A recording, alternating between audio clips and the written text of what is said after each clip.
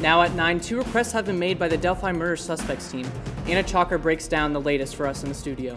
One bar on the south side is about to turn into a construction zone for a new crisis center. Find out how it'll become an important resource for Muncie and surrounding businesses. If you're looking to relax from class, we've got the spot for you. Learn more about Ball State's meditation class series right here on campus. Plus, a ribbon cutting was held at the North Quad building this afternoon. Find out how this new Success Hub will benefit students. A beautiful family weekend ahead. I'll have the full forecast coming up. Delaware County's only live television newscast from Ball State University's Unified Media Newsroom. You're watching NewsLink Indiana. Good evening. Thanks for being with us. I'm Gavin Smith. And I'm Lauren Briss. We have new information tonight in Richard Allen's case, the man charged in the murders of Liberty German and Abigail Williams in Delphi. NewsLink Indiana's Anna Chalker has been looking into the court documents and joins us now with what he and his attorneys are requesting. Gavin and Lauren, there are two important requests that we need to know from this case. One that asked the judge to throw out key evidence collected in his house in 2022, and another where Allen wanted his trial to be broadcasted. Let's start with that first one. In the motion to suppress, Allen's attorneys argued the state's probable cause failed to establish that a crime had been committed and the police lacked probable cause to obtain a warrant. They also say Sheriff Tony Liggett made, quote, false and misleading representations to the judge who issued the warrant.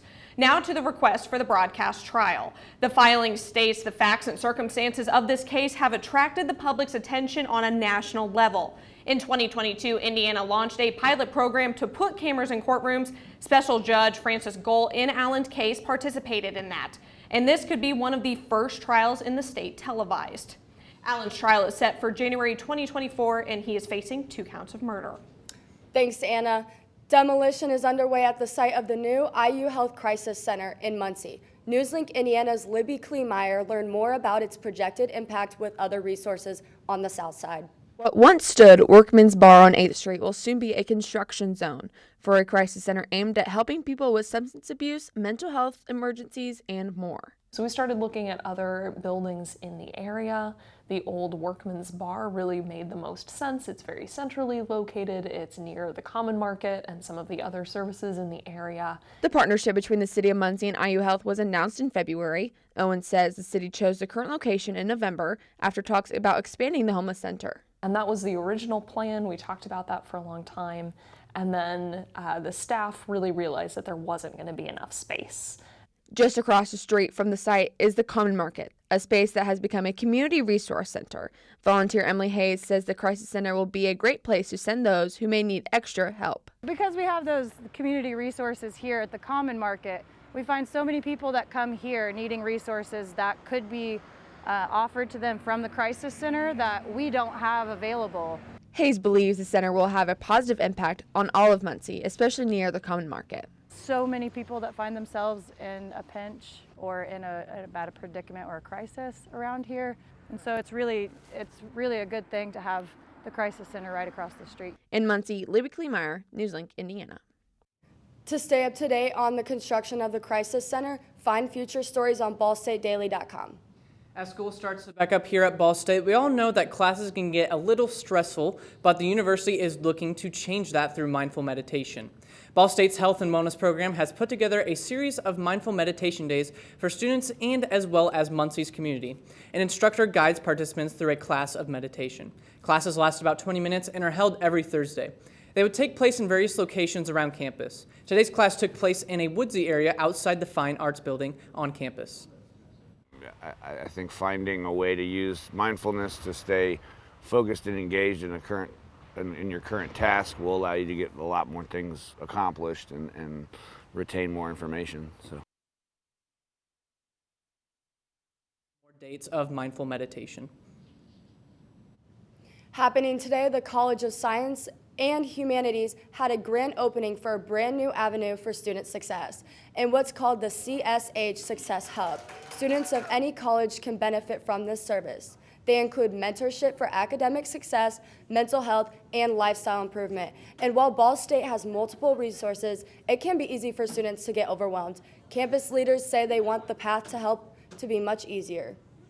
And so we want to be a place where you can come and we can get you wherever you need to be as quickly as possible. So we're really here to help students navigate being a successful student at Ball State. The CSH Success Club is open 9 a.m. to 5 p.m. Monday through Friday. You can find it in the North Quad, room 160. Yeah, I actually got the chance to walk past the North Quad, and weather was perfect. So, nice. Noah, what's the weather looking like for today? Yeah, guys, it was a beautiful autumn day outside. You really couldn't ask for better weather out there, especially for the second week of November here. But taking a look at our current forecast here, we can see throughout the region here, really in those upper 60s, backing down into those low 60s, and then down into the 50s overnight here. Taking a look at our next 12 hours here, we see temperatures still right around 60, then really cooling off down into the low 50s tonight. Really going to be a very chilly night, especially if you're headed out anywhere super late tonight. But what we're really watching today in our forecast here is our fall-like weather continues. There's really no sign of it going to stop. Where's the rain? Who knows? We have a drought monitor really looking very hot tonight. Eye on the tropics as we see hurricanes in the Atlantic. Overall, going to be a very busy weather day, that's for sure. Thank you, Noah. History was made today in the U.S. For the first time, the son of a sitting U.S. president has been indicted by the Justice Department. Hunter Biden is indicted on 3 charges related to a gun he bought in 2018. Emily Schmidt reports how the charges came about after a dramatic turn of events earlier this summer. The 3-count indictment by the Justice Department boils down to this: what Hunter Biden said when he bought a gun in 2018. According to the indictment, when Hunter Biden went to a Delaware gun shop to buy a revolver, he lied on a federal form by swearing he wasn't using or addicted to any illegal drugs, though he was struggling with an addiction to crack cocaine at the time. Federal law bans lying on an ATF form and possessing a firearm as a drug user. Earlier this summer, it had appeared the gun purchase issue was nearly resolved. Hunter Biden went to federal court planning for a plea deal where he would plead guilty to 2 federal tax misdemeanors, and the gun charge would be dropped in 2 years if Hunter Biden passed regular drug tests and avoided legal trouble. The deal collapsed in court when a judge overseeing the case questioned the deal. After that, Attorney General Merrick Garland elevated the U.S. attorney overseeing the probe, David Weiss, to special counsel status. Early reaction to the indictment is split. Getting Hunter Biden on the gun charge is like getting Jeffrey Dahmer on littering. I certainly, if I were making history, would not want to make it with this set of facts and these laws. I think that this case is weak. A White House spokesperson referred questions to the DOJ and Hunter Biden's representatives. The charges carry a potential sentence of up to 25 years in prison, though alleged first-time offenders and nonviolent crime defendants rarely receive the maximum sentence. I'm Emily Schmidt, reporting. A North Carolina man was in court earlier today facing charges for carrying a gun at the University of North Carolina at Chapel Hill. Authorities say Michael Deontay Harris pointed a gun at someone at an on-campus bagel shop just yesterday afternoon. The campus was placed on lockdown for more than an hour because of the situation. The 27-year-old is charged with felony carrying a gun on educational property. He also faces misdemeanor, assault, and threats charges. Now, yesterday's incident comes 2 weeks after a separate shooting left one UNC professor dead. A grad student is now charged with that murder. Defendants in the Alex Jones Sandy Hook case say they haven't seen a dime from the right-wing talk show host. Last year, he was ordered to pay $1.5 billion to the families of people killed in the elementary school shooting. The case was over comments he made saying the mass shooting was staged and the families and first responders were crisis actors. Jones has been challenging the verdict since then by filing for a bankruptcy, which deferred payment until he can work out a payment plan with lawyers. New court filings show he spent more than $93,000 in July on things like housekeeping, food, entertainment, and payments to his wife. In May, Jones submitted a proposal that would allow him to spend more than $700,000 a year. Earlier this week, he told his InfoWars audience if they didn't donate $1 million, he'd have to stop producing the show. In a few minutes, find out why retail sales rose again. And you could be a reporter for this superstar. What the job entails next.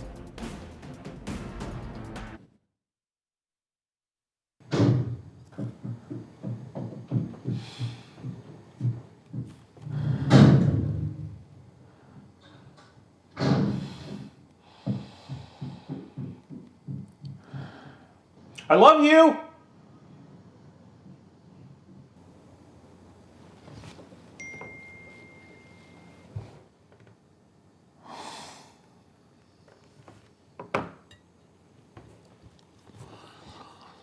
prescription drug pricing points to corporate Freedom of the press is about your right to know. and Clark sheer athleticism. It's about your right to be informed. Today, there are real threats to press freedom Reaching residential areas. and your right to know about the world around us. We must protect our right to know, no matter what kind of news is important to you. Before it's too late, understand the threats. ProtectPressFreedom.org. The central and midwestern U.S. averages more than 850 tornadoes each year, and lately, the number of floods has been rising in the region too. So chances are, there will be more twisters and floods near here again. And between school, sports, and social lives, chances are, you won't be with your kids when it happens. Will they know what to do? Ready.gov/kids has all the educational tools and information to make the conversation easy. When the time comes, chances are they'll feel prepared, not scared. So talk with your family today. Hey guys, it's me, Isabella Gomez, filling in for Smokey Bear because he's got more to say than just, Only you can prevent wildfires. like, if you're outside enjoying a barbecue, don't let a hamburger distract you from fire safety. Make sure you aren't dumping your hot coals or ashes onto the ground because that could start a wildfire. So take wildfire prevention seriously and let's save the world one day at a time. Juntos con Smokey Bear, podemos hacerlo. Go to smokeybear.com to learn more about wildfire prevention. Welcome back. Retail sales rose in the U.S. last month, buoyed by higher gas prices as spending on other items grew modestly. According to the Commerce Department, retail sales increased 0.6% in August. That's a slightly faster pace than July's revised 0.5% gain. It's also the fifth month in a row of growth and well above economists' expectation of a 0.2% increase. The big driver in the pickup in retail sales last month was spending at the pump. Gas station spending went to 5.2%. If you take out gas station sales, retail spending advanced at a more modest 0.2% in August from July. If you shop at Costco and someone in your house has a gluten sensitivity, we have an important public health warning from the USDA to tell you about. Kirkland Signature's chicken tortilla soup was mistakenly labeled gluten-free. The Food Safety and Inspection Service calls it a misbranding issue, not a recall. Costco has already pulled the ready-to-eat soup from warehouse shelves, but if you still have any containers in your fridge, you should return those to Costco. The soup was sold in 2-pound tubs with an expiration date of November 23rd. Halloween is still 7 weeks away, but a lot of businesses are already crashing in on spooky season enthusiasm, with retailers releasing Halloween merchandise as early as July. Starbucks is jumping in on the bandwagon, too. The coffee giant is out with this year's Halloween drinkware lineup. It includes new tumblers, cold cups, mugs, and more. The drinkware hits shelves this month at participating U.S. locations for a limited time while supplies last. The items range in price from $14.95 to $29.95. Beehive fans, listen up. Gannett is looking for a reporter who will chronicle the music, fashion, cultural, and economic influence of Beyoncé. The candidate will need to be an energetic and enterprising writer, but not necessarily a superfan. A bachelor's or master's degree in communications is required, along with at least 5 years of journalism experience. This position is remote, but the reporter must be willing to travel internationally. And if Taylor Swift is more your style, there's an opening to be a reporter for her too. Awesome, super exciting news there with Beyoncé. Here's Noah with weather once again. A beautiful weekend ahead. I'll have the full details coming up after the break.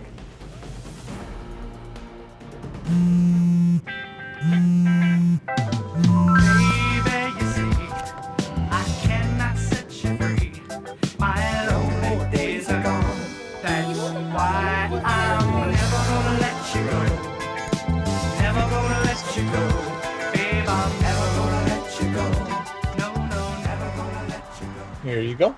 Thank you. Thank you.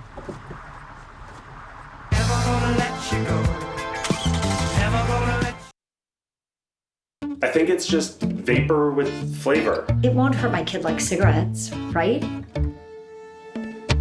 Vaping is safer than smoking, isn't it? There's really not even that much nicotine in them, right? My kid? My kid knows it's dangerous. Get your head out of the cloud. Today, nearly 8,000 kids will start vaping, maybe even yours. Learn about the dangers at talkaboutvaping.org. Emotes say a lot, but they can't say it all. Think your guildmate is struggling? Try these dialogue options.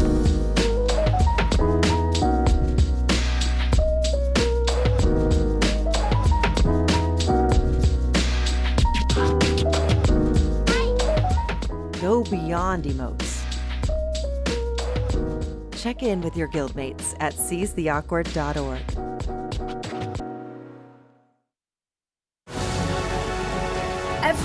Every day, Millions of people are connecting and even though we're overcoming obstacles, watching each other's backs, and banding together. we should still make an effort We should still make an effort. to get to know each other. On a deeper level. Father, Cosplayer, Mentor. actor. it's time we take a step forward It's time we take a step forward. come together. and discover How accepting our differences can make us stronger.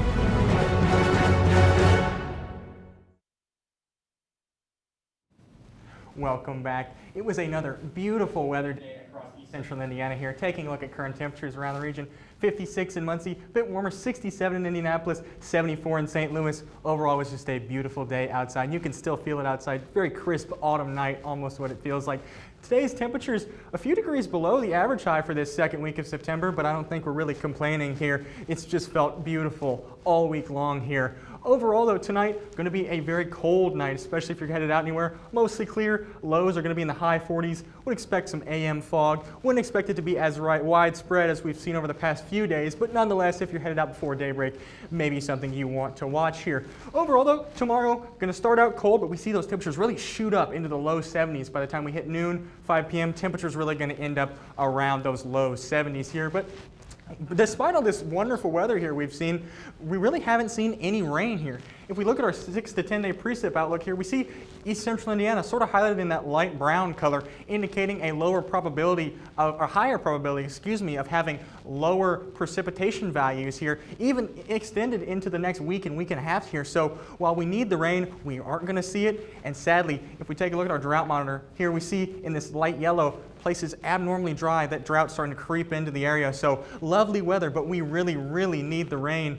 And sadly, not going to see that at least for the next week here. But not the case as of active weather out here in the Atlantic here. We have 2 tropical systems here, Hurricane Lee and Hurricane Margot here. Now, while Hurricane Margot is expected to stay out into the Atlantic and sort of fizzle out, not impact land at all, Lee, on the other hand, is going to make impacts along the very northern part of North America here, portions of eastern Maine, the Nova Scotia, St. John's, Halifax, the Canadian Maritimes here, really going to be something that's going to drop a few inches of rain here. Meanwhile, back here at Ball State, though, going to be a beautiful weather day for some football at Schumann Stadium. Ball State versus Indiana State. Mostly cloudy, going to be 74 at kickoff, winds out of the west-southwest 5 to 10. Beautiful Saturday for tailgating, for football. Hoping to come away with the Cardinals win is all we can really ask for at this point. Overall, going to be a beautiful extended forecast, though, here. We see Friday and Saturday still staying in those 70s. Football going to be beautiful. Sunday, a little bit of cloud cover may come into the play. Wouldn't be surprised to see a spotty shower or two, but once again, still very, very unlikely. Only a 30% chance here in our models. Meanwhile, though, temperatures really stay the same in those mid-70s. 75 on Tuesday, 77 on Wednesday, or 80 on Wednesday, 84 on Thursday. As those temperatures rise, clouds come back into the picture, but overall, these fall temperatures and this lovely weather is going to extend into the extended forecast and really just shaping up to be a beautiful forecast into next week. Thanks so much, Noah. Now we're going to pass it over to sports. One Ball State coach makes a big divisional jump, and local football at all levels looks ahead for another big week. All this next in sports. Here's your sandwich, miss. Oh, thank you. And your burger. Awesome, thank you. And your bowl of boiling water, sir.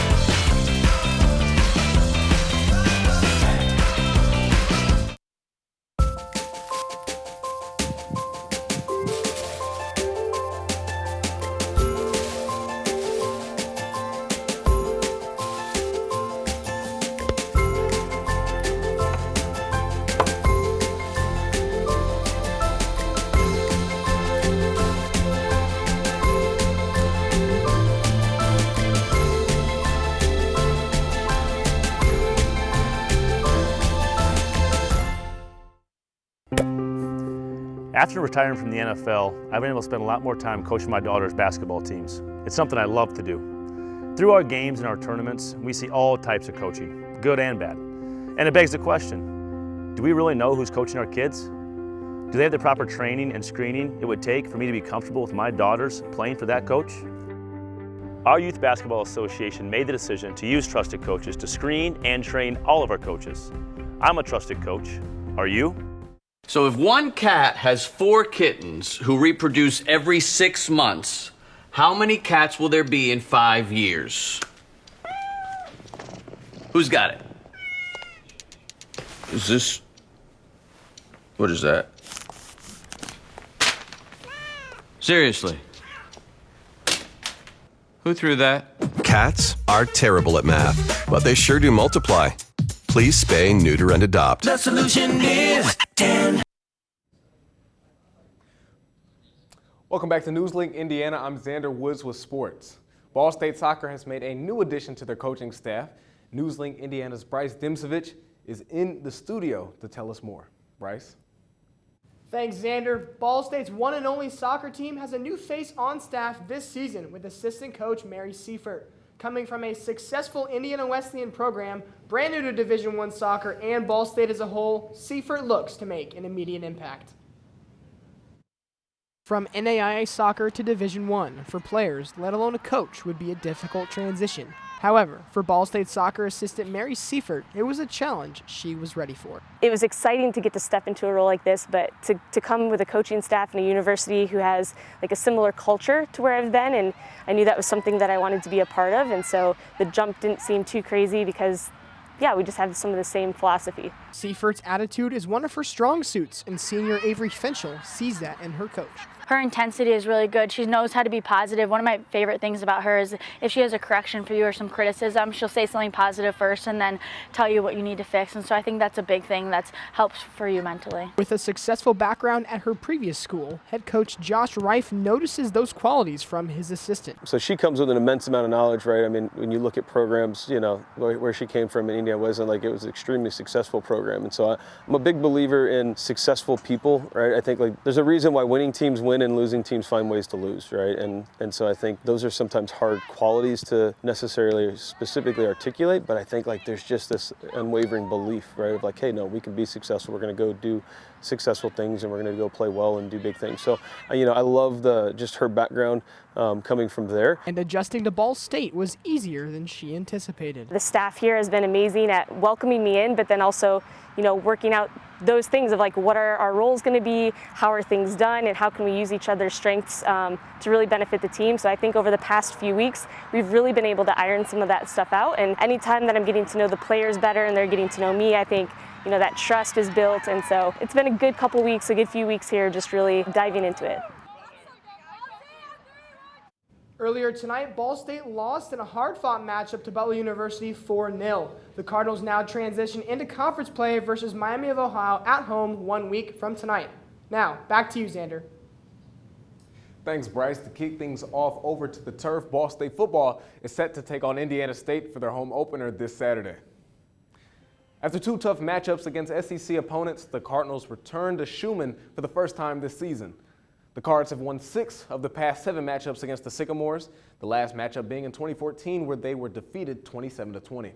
After a loss in Week 1 against Kentucky, Ball State fell to Georgia in Week 2, 45-3. Ball State searches for the first win of the season this Saturday, which would send them to 2 teams' rivalry trophy, the Victory Bell, back to Ball State. Kickoff is set for 2 p.m. this Saturday. To keep things on the gridiron, Yorktown Tigers football competes in their annual homecoming game tomorrow as they take on the Newcastle Trojans. Homecoming is always one of the biggest games of the season, and it's no different for head coach Mike Willem and his squad. The Tigers are 2-2 on the year and look to bounce back from a loss last week against crosstown rivals Delta. Yorktown's homecoming festivities started last weekend with their annual parade and dance and will continue up until and well after the final play tomorrow night. Wilhelm, who has been the head coach of the Tigers since 2005, believes his team should take the heightened atmosphere and use it as fuel on the field. So there's a lot of excitement in the school. Pep session is like no other here at Yorktown High School.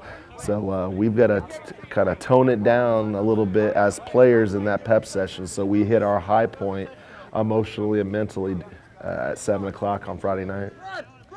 The Tigers will take on the Trojans at Tiger Field tomorrow at 7 o'clock. Awesome. Football season's already back. Thank you so much, Xander, with sports. Yes, sir.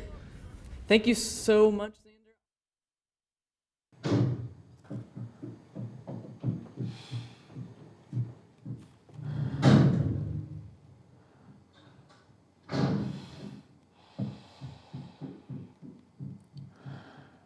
I love you!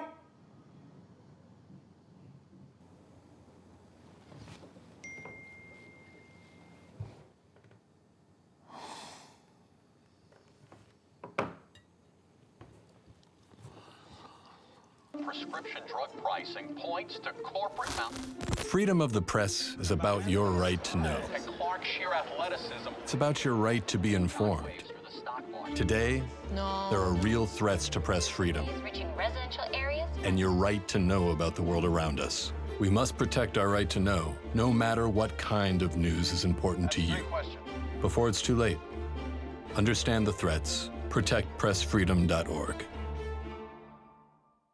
The central and midwestern U.S. averages more than 850 tornadoes each year, and lately, the number of floods has been rising in the region too. So chances are, there will be more twisters and floods near here again. And between school, sports, and social lives, chances are, you won't be with your kids when it happens. Will they know what to do?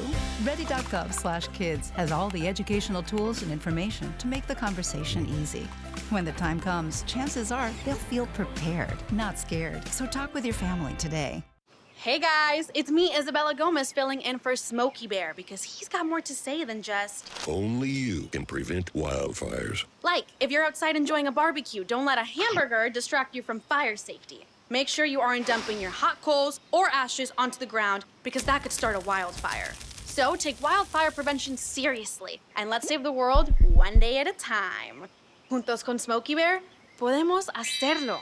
Go to smokeybear.com to learn more about wildfire prevention. Before we go, let's take a look at what's trending. Believe it or not, this groovy piece of real estate sold for below asking price. The home famous for its exterior feature on the Brady Bunch recently sold for $3.2 million, nearly 42% below asking. That's not even how much HGTV paid for the property in 2018, before investing thousands in for a complete remodel. The listing says it's believed to be the second most photographed home in the U.S. behind the White House. Obviously, $3.2 million, a lot, especially for the Brady house. Did you ever watch it a little bit? Oh yeah, I binge it all the time. I know if I had $3.2 million, I would for sure buy the house. For sure. I know it's one of my favorites growing up, and my parents actually got a chance to watch it, so moving it along with me. It was actually really neat. Yeah. Awesome. So here we're going to take a final look onto weather. Yeah, and this is really the forecast you really should ask for in your dreams. At least for me, it is 70s, it is clear, it is beautiful. Tomorrow looks to be an amazing day to end out the week. Saturday, football is going to look perfect at Schumann Stadium. Going to be not a worry for our team in terms of weather. We can just hope that they also pull it off on the football field. As for Sunday, clouds move in. A little bit of a chance for rain there, but I wouldn't say it's likely. It's maybe a few scattered showers in the unluckiest portions of our area, but nothing widespread. Meanwhile, though, Monday and Tuesday, still going to be in those 70s, 75, 77. Going to be a little bit warmer, but honestly, still going to be perfect weather. Going to be sunny, going to be a little bit breezy, going to be beautiful, beautiful weather for our region. Meanwhile, Wednesday and Thursday, we're back into the 80s. Going to be a little bit warmer now, but overall, just a beautiful week ahead. Perfect. Thanks, Noah. That's all for tonight here at NewsLink Indiana. Be sure to stay tuned in our sister show, Waking Up with Cardinal Weather, tomorrow morning at 8. And for news anytime, anywhere, go to ballstatedaily.com. Have a great night.